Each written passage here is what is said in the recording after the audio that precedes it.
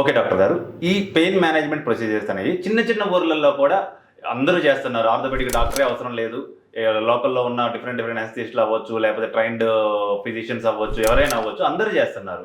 But still ఎక్కడ పడితే అక్కడ అవైలబుల్ ఉన్నా కూడా యాస్ ఎ ట్రైన్డ్ ఆర్థోపెడిక్ సర్జన్‌గా మీ దగ్గరకొచ్చి ఈ ప్రొసీజర్ చేయించుకోవాల్సిన అవసరం ఎంతవరకు ఉంది? ఎందుకంటే ఎక్కడైనా ఇది అవైలబుల్ ఉంది కాబట్టి అంతకంటే మీ దగ్గర చేయించుకోవడం వల్ల బెటర్‌గా దీని అవుట్‌పుట్ వస్తదంటారా? సో మీరన్నట్టు ఈ పెయిన్ ప్రొసీజర్స్ అంతా ఎక్కడ పడితే అక్కడ చిన్నోళ్ళలో చేస్తున్నట్టు అది యాక్చువల్గా కరెక్ట్ కాదండి. వాళ్ళు చేసేది పెయిన్ ప్రొసీజర్స్ కాదు. యాక్చువల్గా పెయిన్ అనేది చాలా బిగ్ సబ్జెక్ట్ అండ్ ఆ పెయిన్ ప్రొసీజర్స్ అనేది చాలా స్కిల్ఫుల్ ప్రొసీజర్స్. వాళ్ళు ఊర్లలో ఈ ప్లాస్మా థెరపీ అని, పిఆర్పి అని ఇంజెక్షన్స్ నీ జాయింట్లో ఇవ్వటం అదే పెయిన్ కాదు. పెయిన్ అనేది ఇంకా చాలా ఉంటుంది. యాక్చువల్గా అది కరెక్ట్ ప్రొసీజర్ కాదు.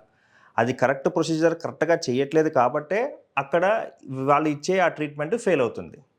సో హైదరాబాద్ దాకా ఎందుకు రావాలని మీరు అడుగుతున్నారు కాబట్టి నేను చెప్తున్నాను. So what is the difference? వాళ్ళ ఎక్కడ పడితే అక్కడ ఫర్ ఎగ్జాంపుల్ ఆంధ్రాలో ఇప్పుడు నేను కూడా ఆంధ్ర నుంచి వచ్చాను. అక్కడ ఎలాంటి ట్రీట్మెంట్ ఇస్తున్నారనేది నాకు ఐడియా ఉంది. సర్జరీ పరంగా నీ రీప్లేస్మెంట్ అనే సర్జరీ పరంగా పెద్ద డిఫరెన్సెస్ అయితే ఏముండదు. వెల్ ట్రైన్డ్ దాని గురించి అందరికీ అవేర్నెస్ ఉంది. బట్ ఈ కొత్తగా వచ్చిన ట్రీట్మెంట్స్ మటుకు ఓన్లీ పిఆర్పి ఇంజెక్షన్ నీ జాయింట్లో ఇస్తే ఈ ట్రీట్మెంట్ అయితే పనిచేయదు. దానికి ఒక పద్ధతి ఉంటుంది. సో వాళ్ళకి మనకి డిఫరెన్స్ ఏంటి అంటే ఫస్ట్ అసలు ప్రాబ్లం ఎక్కడుంది అనేది ఐడెంటిఫై చేయడం చాలా ఇంపార్టెంట్. అక్కడ వాళ్ళు అది ఐడెంటిఫై చేయరు, అది మనం చేస్తాం. అది ఎట్లా చేస్తాం నేను ఇందాకే చెప్పాను.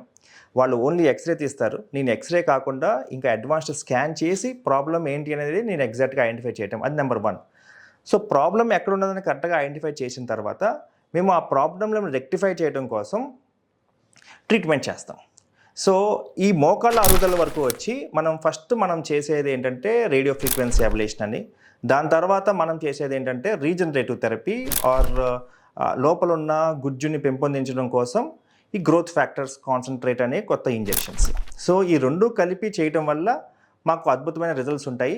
ఈ రెండు అక్కడ అంటే మీరు అన్నట్టు చిన్న చిన్న ఊళ్ళల్లో కానీ ఈవెన్ పెద్ద పెద్ద హాస్పిటల్స్లో కానీ ఈ ప్రోటోకాల్ ప్రకారం ట్రీట్మెంట్ చేయట్లేదు.